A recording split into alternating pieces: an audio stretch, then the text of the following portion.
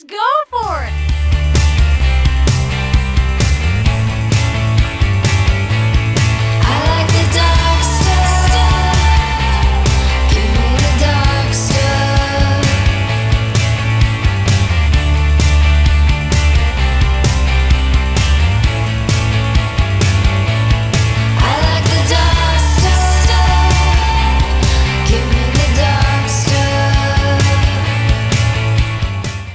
Hey everybody, it's me, your buddy Dave, the host here at The Dark Stuff on YouTube. Thanks a lot for checking out the new video, and I am back with another Kiss-related video. And while I have your attention, I should point out I have a whole playlist of my other Kiss-related videos. I've got one where I met them back on the Asylum tour, another one which is a deep dive into the 80s, another one which is a review of the recent End of the Road tour. I've got one where I do Best 5, Worst 5, etc. There, it's out there. That's the last plugging I'm going to do. So for today's video, I'm going to do a sort of unboxing slash review of the brand new box set from Kiss, the 40th anniversary of Creatures of the Night. So here's my OG Creatures of the Night, my 1982 original. Of course, it has been thrashed on the side there because of my late cat Stinson, who seemed to have an aversion to scratching posts and instead liked scratching on my records and scratched a lot of my K records, which happened to be some Kiss ones. So anyways, that's my Creatures of the Night. But we're not talking about the original. We're talking about this puppy right here. This particular box set, 5 CDs and a Blu-ray. And the 5 CDs are the album, Creatures of the Night Remastered, 2 CDs of outtakes, demos, alternate versions, a 2-disc live concert. So what was really cool is my local record store, Homer's, had a giant banner or big thing of the Creatures of the Night cover. And we're telling people, if you come down and you buy the record, get your picture taken in front of it. So, of course, I did. So Creatures of the Night is such an important record in the story of Kiss, largely because it was a crawling back from the absolute bottom type of album. Kiss reached the upper echelon. They were one of the biggest bands in the world in the late 70s, and in the early 80s they had a huge drop-off because they kind of changed their sound. They did a pop record with Unmasked. They did a weird concept album with music from The Elder, and the fans let them know, we don't like this. There was only a 3-piece band at this point. Ace Frehley, though technically still a member and on the cover of the album, was not participating in the sessions at all, didn't play a note on the record.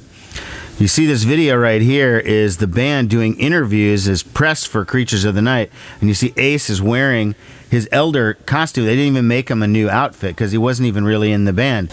But despite the quality of the record, it didn't do well. It commercially failed. The tour did not go well, and that's kind of why this area is so fascinating to me. This era, I should say, is so fascinating to me because it was Kiss starting over again. I mean, starting over again at the arena level still, but they were building it back up. The lineup was Gene Simmons, Paul Stanley, Eric Carr, and Vinnie Vincent, who came in to do the tour and stayed on as a member after that for a little while. So some of the shows were like half full, if even that. They still had certain cities where they did really well, like Minneapolis and Detroit and a couple other places where they could pack the arena. But most of the time, they were playing to half-filled halls, and the writing was on the wall that Kiss was maybe over. So I did sort of my own unboxing. I tried to do like a 2-camera thing so you could see me talking and unboxing at the same time. It's kind of rudimentary because I don't really have the software to do that, but I did my best. I'm going to come back afterwards and I'm going to review the actual tracks on the box set.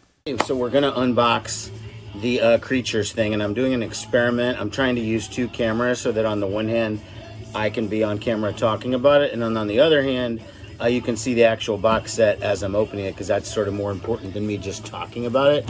And as you know, I don't do a whole lot of these opening videos because generally they're usually not that interesting to me. Oh shit.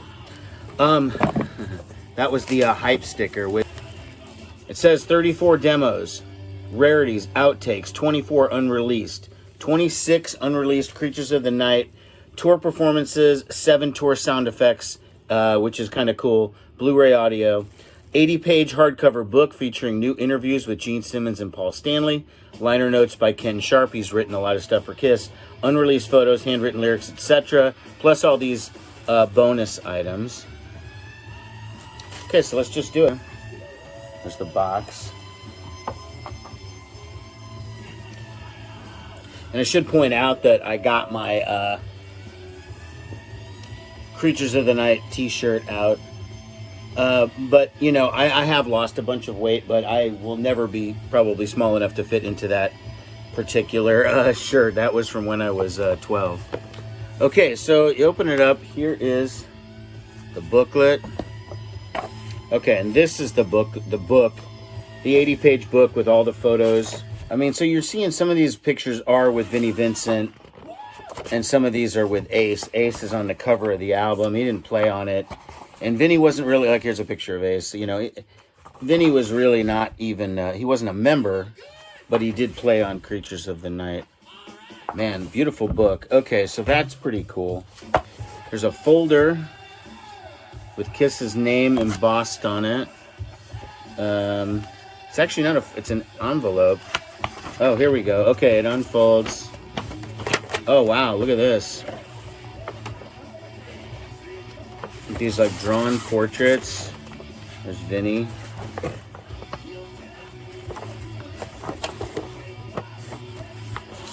Eric Carr. Gene with the tongue out, of course. And Paul Stanley. I guess these are just prints. Suitable for framing, I don't know. But those are pretty nice. I don't know where's the kind of money that it costs. Okay, this is a replica of the tour program from the Kiss 10th anniversary tour.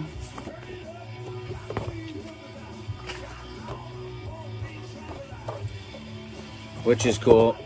And Vinnie is on it, of course.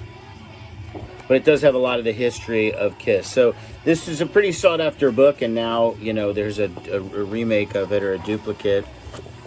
Okay, now I keep saying folder. Here's the actual folder. There's a folder with the Creatures artwork on it. It opens up, and here's all your goodies. I mean, poster, pictures, even though it says Creatures of the Night, but they're wearing their Elder sort of outfits. Here are some cool still photos. Again, wearing the Elder costumes. There's a supposed backstage pass. I mean, it really even feels like a backstage pass. Okay, and then here is a duplication of a poster that I already have, which I'll maybe cut in a picture of it. I took a picture of it. The promo for Creatures of the Night. Interesting. So here's the sketches. Oh, this stuff is pretty cool. Sketches for the tour.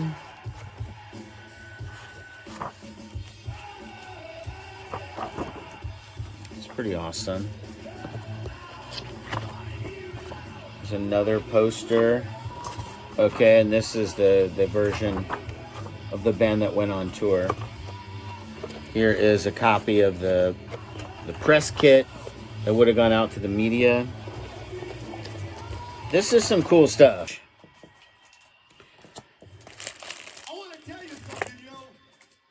Set of 5 guitar picks.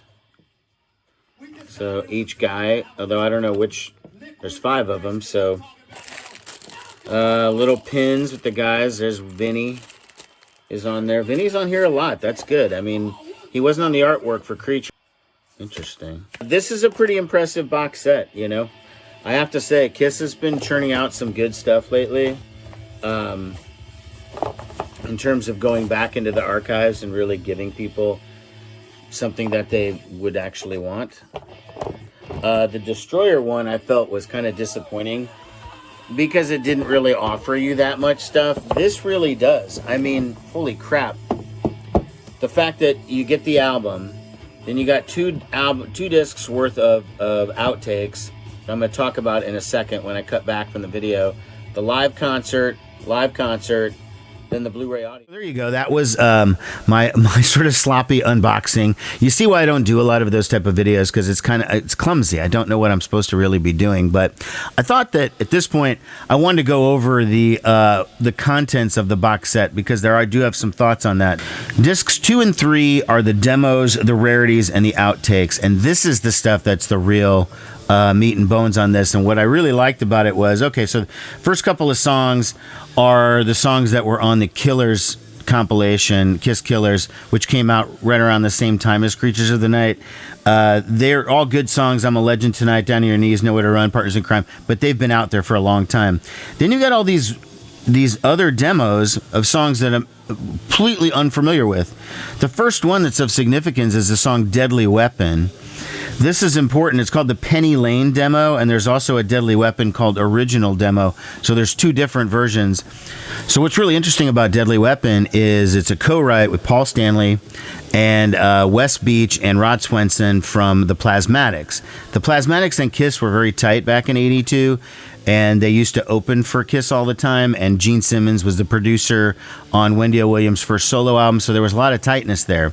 The song wasn't used, but it was then repurposed a few years later on the Asylum album, where Gene changed it a little bit and made it Love's a Deadly Weapon, and that was the song that came out. So there's some similarities, but in this case it was a Paul song, and on the album it was a Gene one.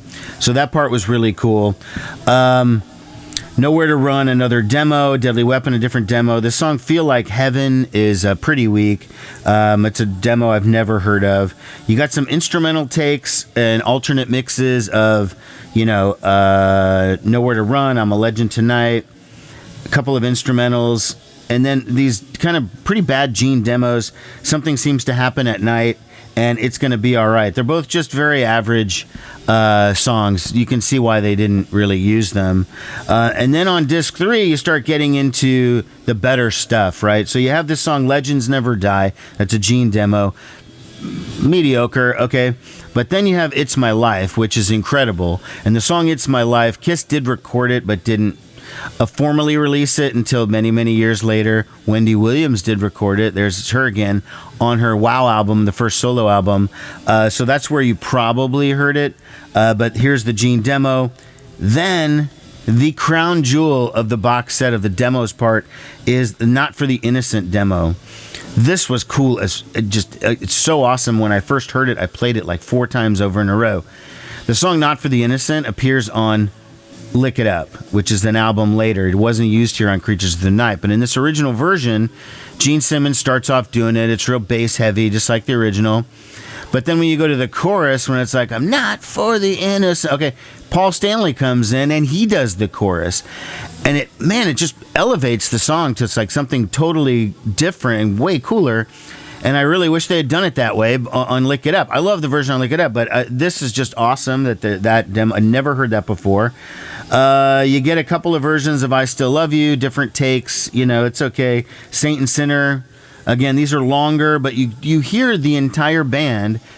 I don't know who, they're not saying who's actually there, but it's Eric, Gene, Paul for sure, maybe Vinny, doing band run-throughs of Saint and Sinner, I Still Love You. That's kind of cool. The song Betrayed, which is an outtake, is not the same Betrayed that shows up on Hot in the Shade later on. It's a totally different track, just a coincidence in titles. And then you've got a couple more, different mixes. You've got the I Love It Loud single edit, Creatures of the Night 1985 remix from when they tried to reissue the album in '85 with a different cover. The live album is awesome. I haven't listened to a lot of Lick It Up and Creatures of the Night live shows lately, and I kind of forget sometimes the Vinnie Vincent sort of eccentricities on guitar and the way he used to play some of the classic songs. He did do them a little bit differently. He didn't mimic the solos exactly the way that Ace did them. Similar. Bruce Kulick was a little more faithful on the old songs of doing the solo the way Ace did, or trying to be as close as possible. Vinny just seemed like he was just going for a feeling. I mean, he was kind of there, but wasn't always. But it was great. It's mostly from Rockford, Illinois, and Sioux City, Iowa. 2 small towns in the Midwest, which was Kiss's bread and butter at the time. That was the only place that you could draw an audience for Kiss at that point because they were so down in the dumps. So the Blu-ray has these mixes of called Dolby Atmos, which I don't know what that is, and 5.1 surround mixes, multiple ones. There's two different ones. I don't have a 5.1 surround system, so I probably won't be able to take advantage of those. I can't imagine it's going to really be that radically different. I mean, I don't understand how you take an analog recording from 1982 and you apply it to modern technology. Is it going to work the same way? I just don't know. And I guess one of these things I'll never really know. Wrapping up, I think this box set is excellent. They are actually giving a lot of materials. All of that stuff, those are expensive to reproduce, and they are pretty cool. I mean, I don't really... The reproduction of the tour program and some of that stuff is unnecessary, but a lot of the other stuff, the booklet itself and the press kit and all this stuff, these are things that you just couldn't have seen. And then the booklet is great.